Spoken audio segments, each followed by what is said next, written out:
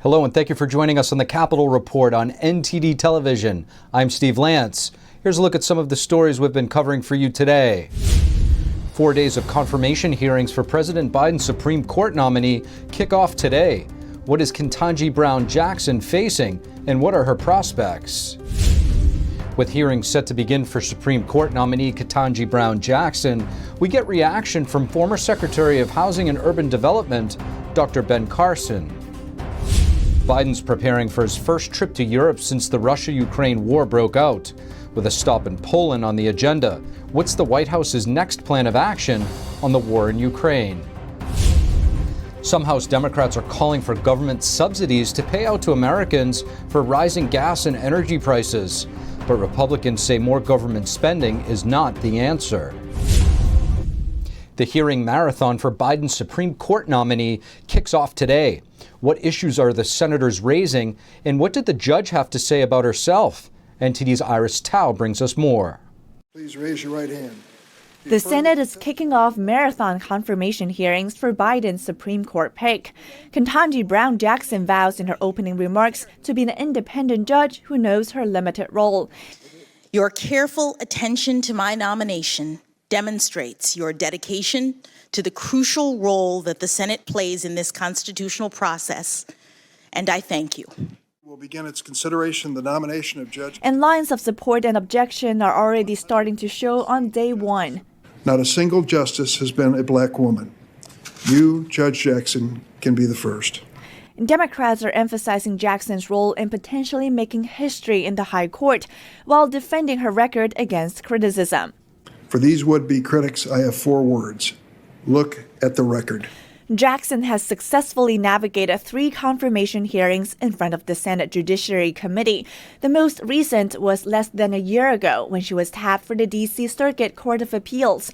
But despite a seemingly solid path to confirmation, some Senate Republicans don't intend to let her off easy. The prosecutor recommended 97 months in prison. Judge Jackson gave him 57 months. They're raising concerns on everything from her representation of Guantanamo Bay detainees, her ties to a Harvard-related pending affirmative action case, and her sentencing record in child pornography cases. What concerns me, and I've been very candid about this, is that in every case, in each of these 7, Judge Jackson handed down a lenient sentence that was below what the federal guidelines recommended and below what prosecutors requested. And so I think there's a lot to talk about there. The committee's senior Republican also vowed today that they would ask tough questions on Jackson's judicial philosophy. I'll be looking to see whether Judge Jackson is committed to the Constitution as originally understood. Republicans are also drawing a contrast with the spectacle of past hearings for nominees picked by Republican presidents. Now, when we say this is not Kavanaugh, what do we mean? It means that Democratic senators are not going to have their windows busted by groups. And the real fireworks are slated for Tuesday and Wednesday. Senators will question Judge Jackson directly for up to 50 minutes each, and during which she will have to defend herself on all the contentious issues brought up today. Reporting in Washington, D.C., Iris Tao, NTD News. With Biden's Supreme Court pick on the Hill today, it has many people questioning the motives of his pick. One of those people expressing concern is former HUD Secretary Dr. Ben Carson. Here's a look.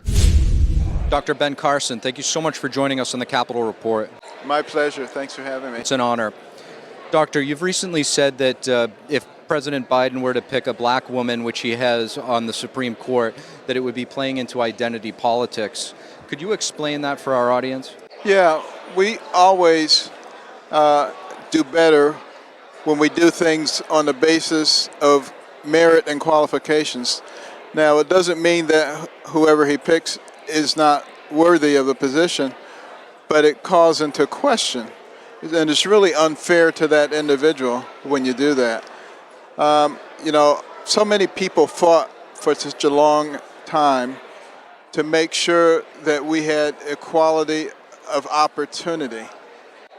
And you know, a lot of blood was shed, a lot of people went to prison, and then we just turn around and sort of throw all that out and start saying, we're going to make qualification something over which a person has no control.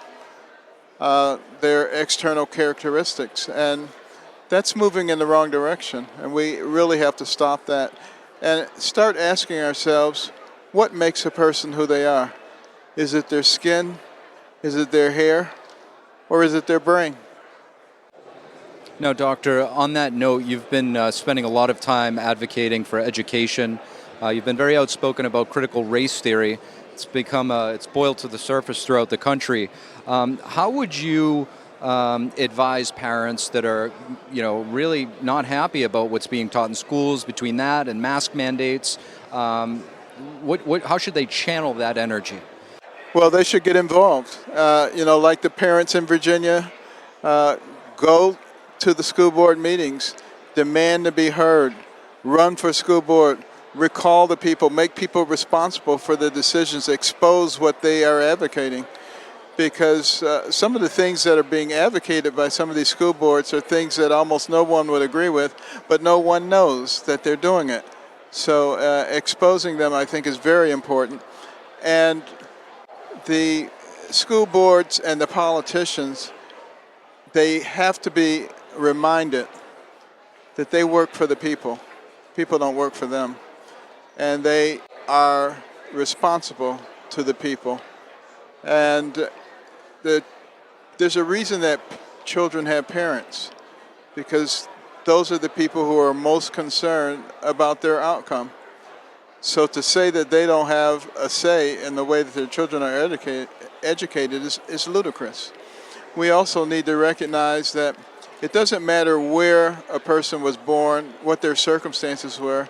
In this country, if they get a good education, they write their own ticket. There's been a lot of talk about the wealth gap, and it is substantial between blacks and whites in this country. But is it because of the color of the skin, or are there other things that we should be looking at? If you look at Nigerians and Ghanaians and some other people with black skins who come to this country from outside, there is no wealth gap. You have to ask yourself the question, why is that? And in those families, if you know any Nigerian families, you know that in that household, a bachelor's degree is the baseline. There's so much emphasis on education and on family structure. And we really need to be looking at the real reasons that we're having difficulties in these families rather than blaming everything on racism.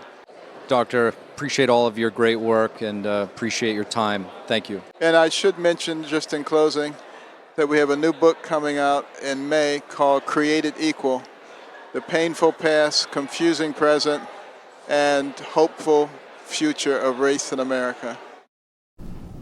Supreme Court Justice Clarence Thomas has been hospitalized in Washington, D.C. after experiencing flu-like symptoms.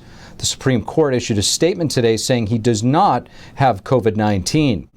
The statement didn't provide details about the type of infection. Thomas was admitted to the hospital in Washington, D.C. on Friday evening. He's being treated with intravenous antibiotics. The statement says that the justice's symptoms are decreasing and that he is expected to be released in a day or two.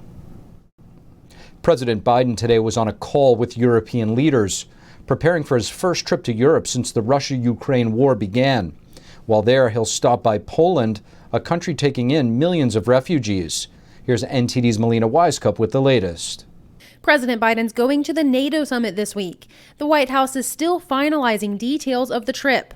He will not go to Ukraine, but just across the border to Poland, meeting with the Polish president Saturday. He will certainly thank him for the efforts and the work that Poland has done and the leaders have done there to welcome refugees, to get them settled in Poland for this time being, as devastating as the circumstances are.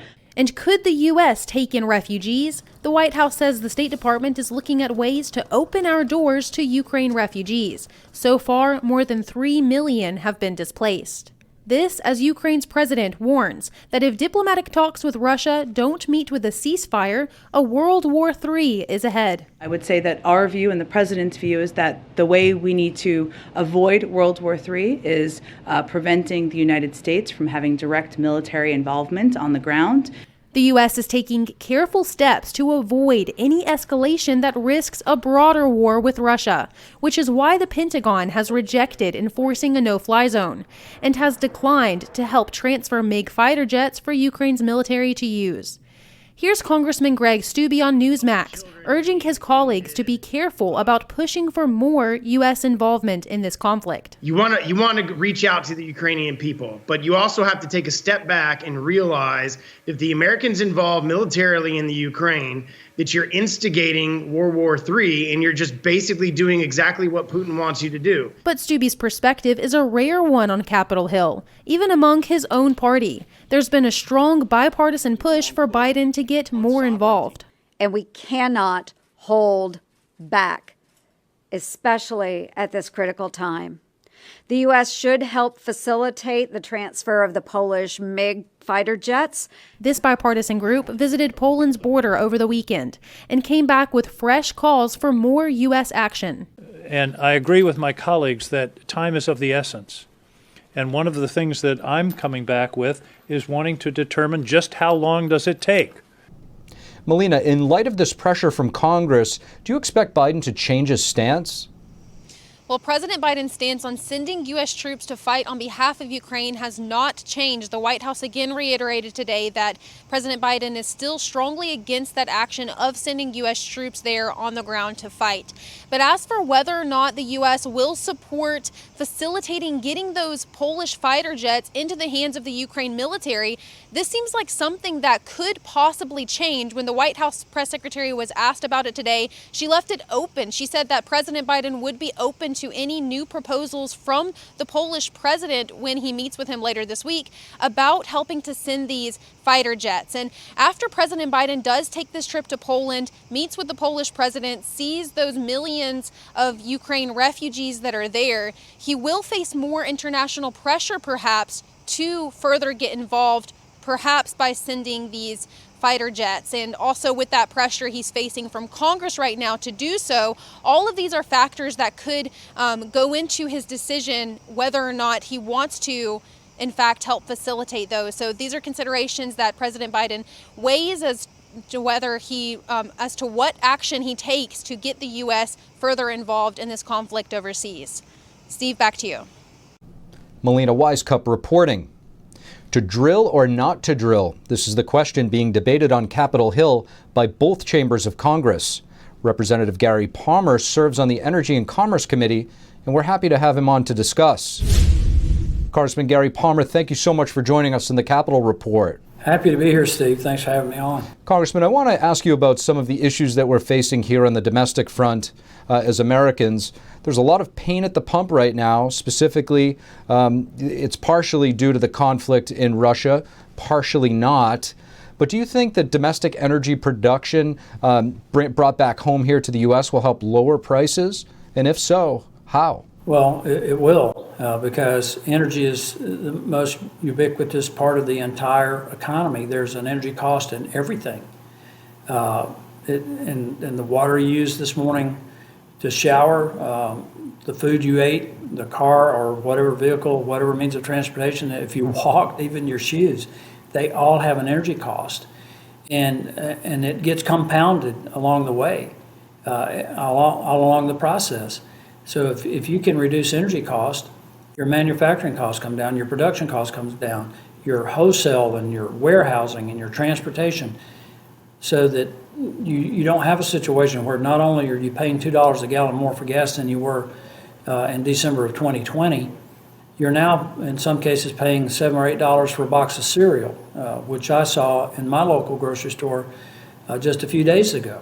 As I mentioned, you serve on the Energy and Commerce Committee. Some of your Democratic colleagues on the same committee are pushing for the federal government to set up a website where Americans will be able to apply for direct payments, essentially subsidies, for these high gas prices. Can you give us any insight into these requests and your thoughts? Well, the Democrat policies of printing more money is another reason why we have rampant inflation.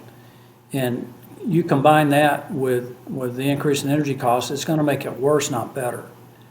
We could see ourselves at some point, if they don't get their heads straight on this, headed toward hyperinflation. increasing the money supply, which is what this does, doesn't help. And it makes things worse. I think the Democrats are focused all on climate change.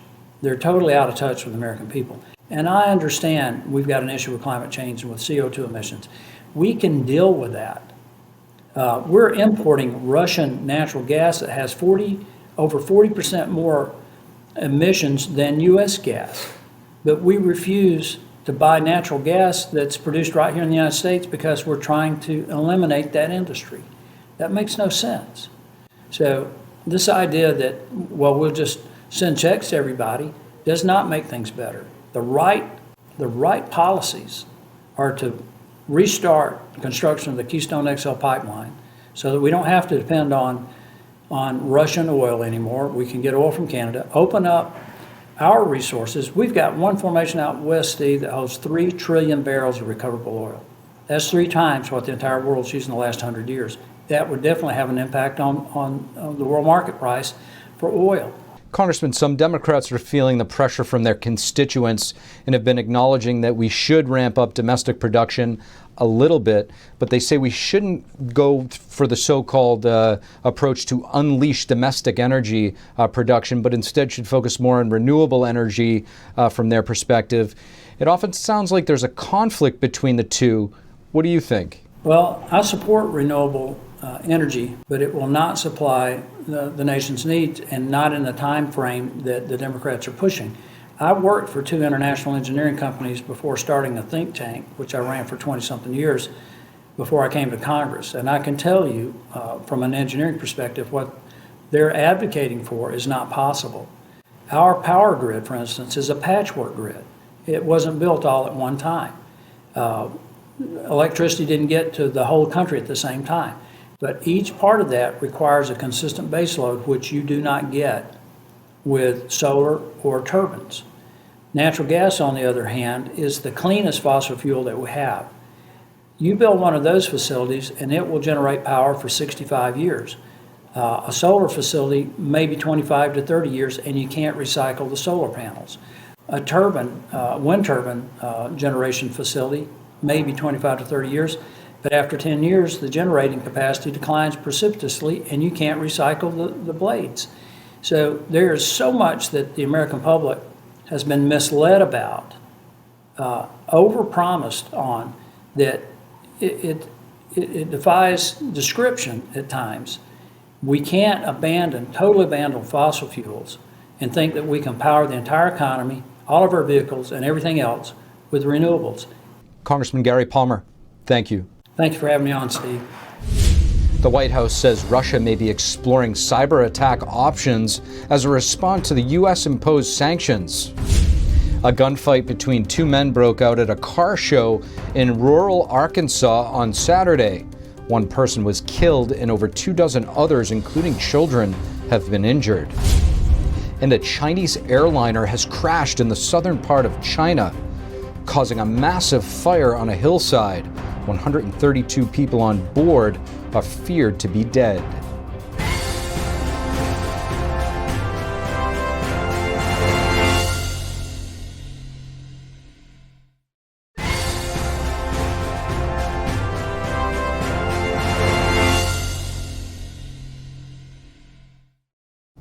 Hello and welcome back to NTD's Capitol Report. I'm Steve Lance. Earlier today, the White House said Russia may be exploring cyber attack options in response to U.S.-imposed sanctions. Although cybersecurity advisor Ann Neuberger did not present specific evidence, she stressed the importance of preparation to avoid what she described as evolving threat intelligence. Today, we are reiterating those warnings, and we're doing so based on evolving threat intelligence that the Russian government is exploring options for potential cyber attacks on critical infrastructure in the United States. To be clear, there is no certainty there will be a cyber incident on critical infrastructure. The White House urges the private sector, especially companies supporting critical infrastructure, such as power, water, or hospitals, to implement preventative security measures. On Monday, Vice President Kamala Harris announced her National Security Advisor, Nancy McEldowney, is resigning. McEldowney, a former diplomat, has had a decades-long foreign service career. Her resignation came at a critical time, with Harris taking a visible diplomatic role in responding to the Ukraine crisis. Harris has also seen a number of high-level staff resignations this year. McEldowney will be replaced by her deputy, Phil Gordon, who served in both the Obama and Clinton administrations. Alaska Congressman Don Young has died. Young served in Congress since 1973. He was one of the longest-serving members in the House. Young died on Friday while on a flight back to his home state of Alaska. Young had moved to Alaska in 1959, shortly after it became a state. Before entering politics, Young was a captain of a barge that supplied villages on the Yukon River. Alaska Governor Mike Dunleavy will announce dates of a special election to replace Young. Congressman Don Young was 88 years old. A gunfight broke out between two men at a car show in Dumas, Arkansas on Saturday. One bystander was shot and killed.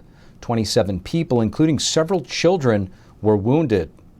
Unfortunately, as a result of this, we did have one victim that died as a result of the gunshot injuries.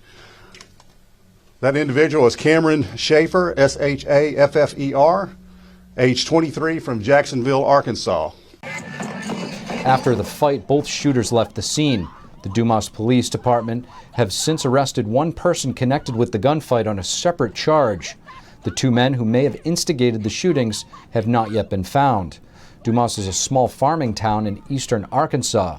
The car show was organized by the Hoodnick Foundation to raise funds for scholarships and school supplies. The event intended to carry a message of nonviolence. Secretary of State Antony Blinken says the violent repression of the Muslim Rohingya population in Myanmar amounts to a genocide. He made a formal declaration at the U.S. Holocaust Memorial Museum today. Beyond the Holocaust, the United States has concluded that genocide was committed 7 times. Today marks the 8th, as I have determined that members of the Burmese military committed genocide and crimes against humanity against Rohingya. The U.S. has already sanctioned several of Myanmar's military officials. Blinken's declaration will bring international pressure and lay a groundwork for future legal action. Blinken says it's also important to bring attention to rights abuses around the world. But we must also stand with the people suffering atrocities in other places, like Xinjiang, where the Chinese government continues to commit genocide and crimes against humanity against predominantly Muslim Uyghurs and other minority groups.